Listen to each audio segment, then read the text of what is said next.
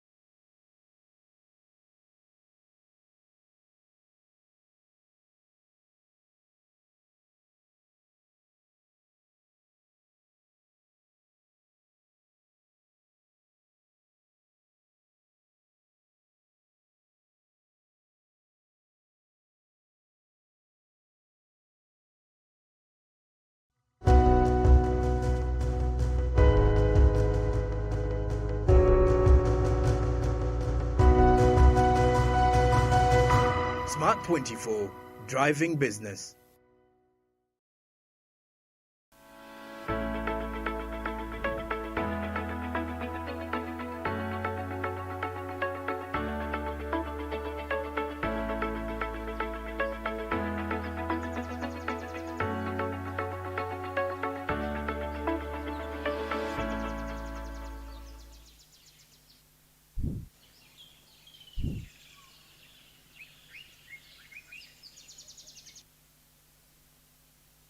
Good morning, how are you doing? Hope you're okay. How was your weekend? It's Monday, 14th of November, 2022. That means we are halfway the month of November. Highly ready for the month of September. Rather for the month of December. Almost taking us back in the time. But anyway, we only left with only 1 month to say goodbye to the year 2022. I'm Jerome Paul Sonko. This is Smart Means Business. And of course, this is the second hour of the show. Earlier on, we had Berige Andrew, who was taking you through the first hour of the show. Before that, he did leave with the coffee cup regarding real estate business in the country. And of course, when we mention real estate in the country, most of the dealers in there and the stakeholders are still calling on the government to make further regulations of the sector because it does seem to be very profitable. But the only way it will be more profitable is when the government is regulating it and setting aside all different guidelines that the brokers, other stakeholders, and of course the contractors in the sector will benefit of it. But on the other side, at this moment in time, we're heading to our topic of discussion this morning. And our topic of discussion is basically going to be rotating around safety of employees at work. So we're literally going to be looking at safety management at workplaces, in the office places. Most of us wake up in the morning, go to work every other day, but we literally have no idea about the meaning of safety at work.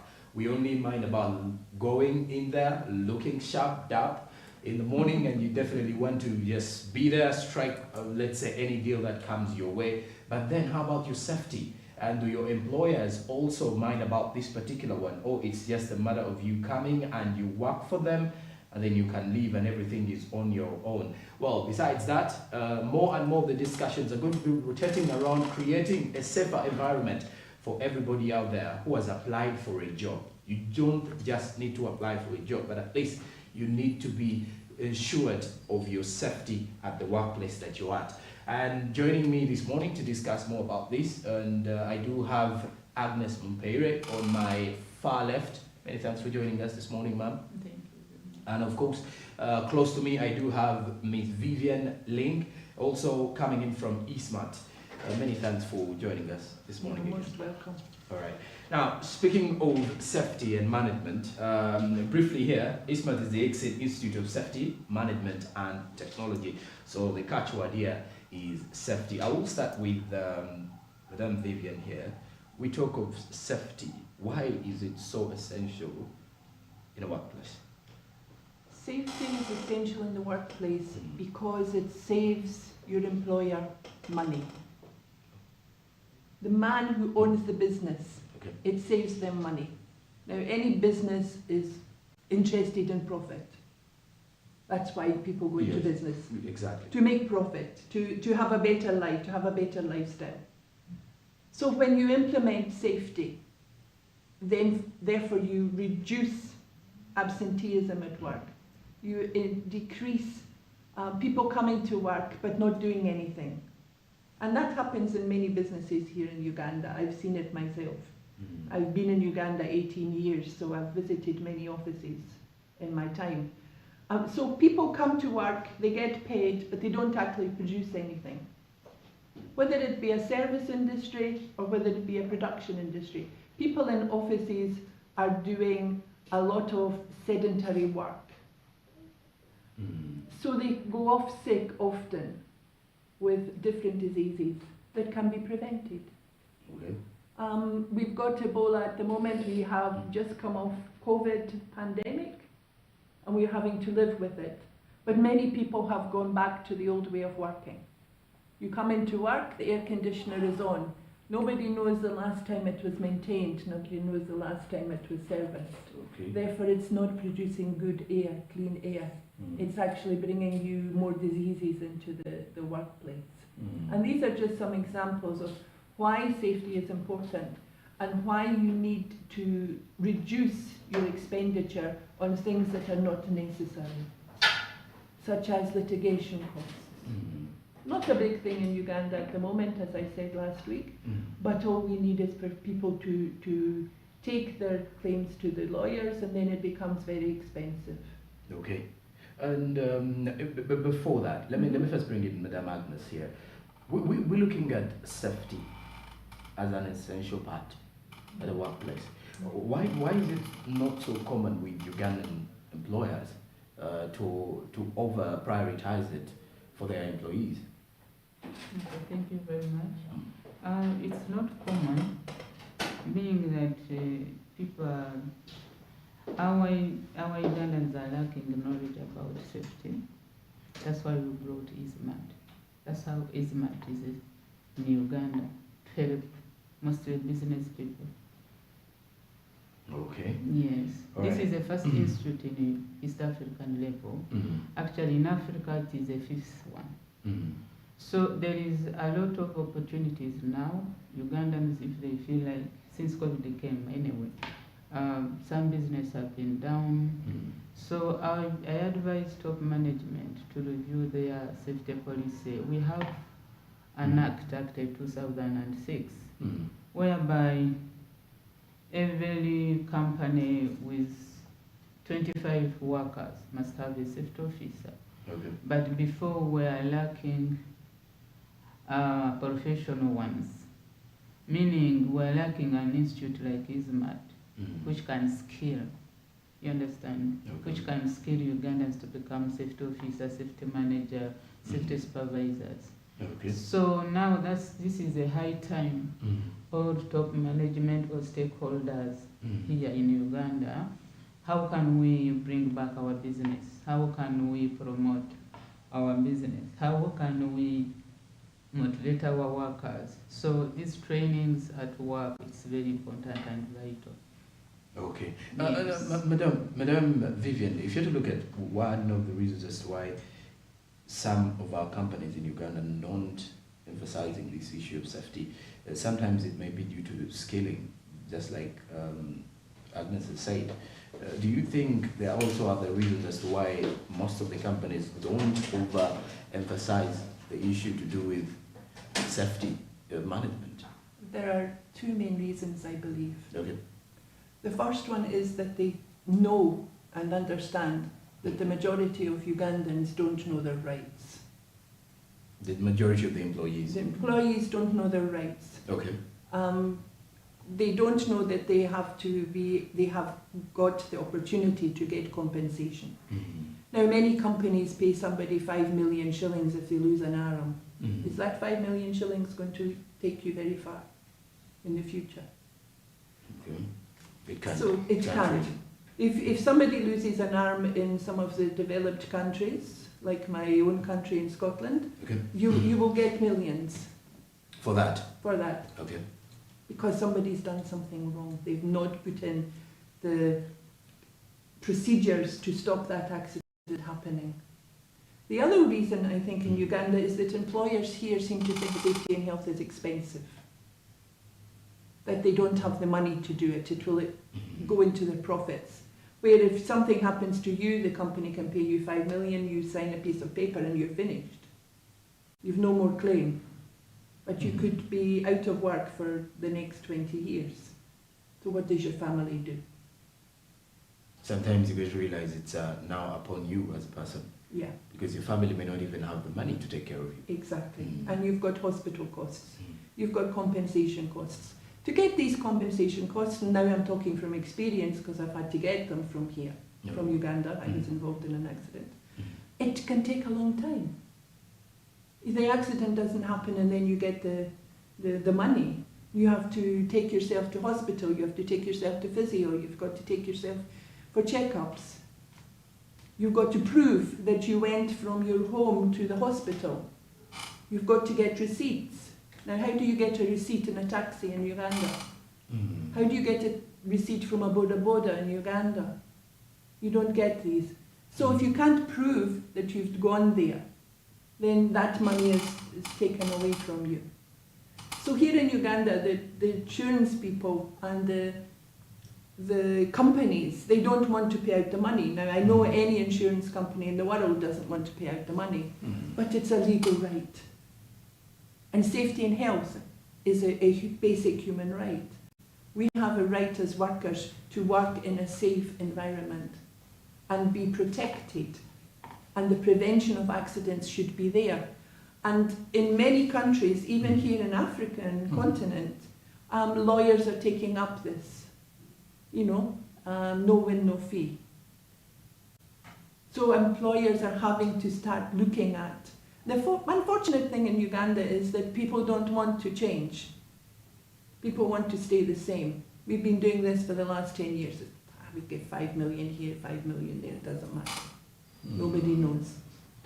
People go up heights. I know we're talking about office safety, But even in an office, you're only allowed to go up 2 steps on a ladder.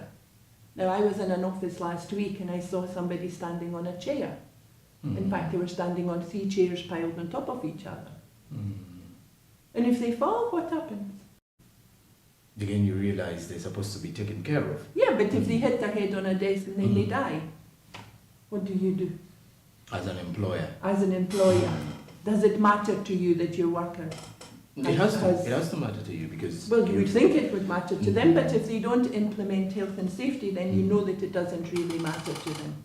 Okay, looking at implementation, if you have to look at the best ways of implementing this safety in a country like ours, now let's take it from a perspective of the Ugandan way, that we want people or we want employers to look at safety as a priority, just as they look at salaries as priority and their work. How then can they look at the health part of it, the safety of the individuals that they hire? Well, as Agnes has just said, if you've got 20 to 25 employees, it's mandatory you have a trained safety and health officer. Okay, who is already there, but who is not there, part-time, but full-time? Not full-time. If you do night shift, you need 1 in the morning, 1 at night, or 2 in the morning, 2 at night. It depends on the scale of the business. Okay. For small businesses, if you've got 20 employees, you need one safety and health officer. A trained one. Okay. Not somebody that you've shown an interest in safety. Yeah, there are companies also who are doing that. Yes, then let me bring in Agnes. When Vivian mentions of a trained, who's a trained one? Because I believe I can go out there and get the skills. A trained one, you know, You this can. safety, this is a new thing in Uganda, Yeah, safety sure. area. Let me give you an example. Those companies are already exposed, like Coca-Cola. Okay.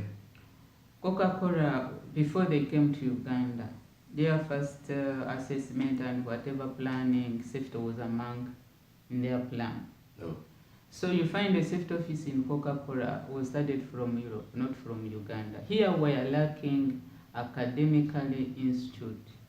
That is focused on the safety management. On safety. Okay. That's why Smart came. Okay. Yeah, and now that's why we are recommending many Ugandans to come and get skilled and study. Smart is registered and licensed by Ministry of Education. We offer certificate, national certificate and national diploma. So some companies were taking an advantage because in Uganda we don't have professionals. You understand? But now we are advising that now the institute is it is in Uganda. So let them come. First of all, when we talk about the companies, when you employ an employee like you, the first induction, actually, like people like you, the first induction at work is to have safety training. You should first know, in case of fire, what do I do? In case of when you get sick here, do we have equipment around? All that you have to know. But here in Uganda, I think now it's the last option. Maybe we need it. No, we don't. We can operate. We're weighing options. And when incident happened, that's when they start realizing that would have started with this. Now, Smart is there to advise people like such a kind of. But Vivian, does this come with a cost? Does safety management come with a cost? Because There you is make a them to cost. realize. And why most of the companies do not prioritize it, maybe it comes with a more higher cost. It actually doesn't come with a higher cost. Implementing safety and health will actually save you money. Okay, let's look at the primary focus on safety management. Maybe I needed to first have that. The primary, if we were to look at the primary focus, for example, if a company is starting up, or they already have, and they want to look at the first few elements of safety management, what are the key points that they need to look at? Okay. In any organization, Okay. whether it's office-based or construction-based, you have to undertake a risk management. That means you identify the hazards. You assess the risk. Now, the hazard is the thing that will cause you harm. The risk is the likelihood that you will have that harm happen to you. If you don't do that and you don't fix the problem, things are likely to escalate. Now, let's put it into monetary terms, as you keep wanting to go. Health and safety will save you money. That is why it is a big thing in the United States, in the UK, in Europe, Canada, New Zealand, Australia, some of the other countries, India especially. It's a big thing because it saves the company money. Not doing it actually makes it more expensive for you. Now, for instance, you, Joram, you've been trained by Smart TV. To be here, yes. To be exactly. here. Because Now, you have an to- accident in the workplace, you are off sick, something happens to you, God forbid. They have to train somebody else Who's going to come in after? who's going to Yeah. come in after you. Or they're going to have to pay Andrew, who was on this morning, longer hours to stay, to stay and do cover the up. job and cover you. Okay. Now, if you go off with something that happened at work, you're entitled to money and compensation, as I keep telling you. Yeah. So if you don't know the legal and the rules and regulations around that, you will accept something small and walk away. But because you are an educated gentleman, you will take the company for maybe over 100 million. Now, can any company really in this economic climate afford to pay 100 million? In a lawsuit. And they don't even have to go to lawsuits. It can Okay. be done outside. Okay. A company in Kampala, one of their workers was killed During during their working hours. Okay. They were in a kind of factory construction, and the family knew the law. So when they started off offering 5 million, 10 million, the family said, no, let's go to court. And all of a sudden it became up, and it was well over 100 million. Okay. Now that puts a big stress on the company to find that 100 million. But that was because the family were educated and knew the law of the land. Where people don't know the laws of the land, they're looking for people to help them.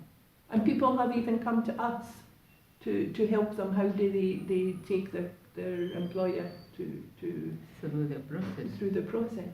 Now, that's not our job. We don't do that. But we do link them to somebody who can. Oh. And it's very sad that people are being killed and injured at work. And they're being given, the employers don't really care.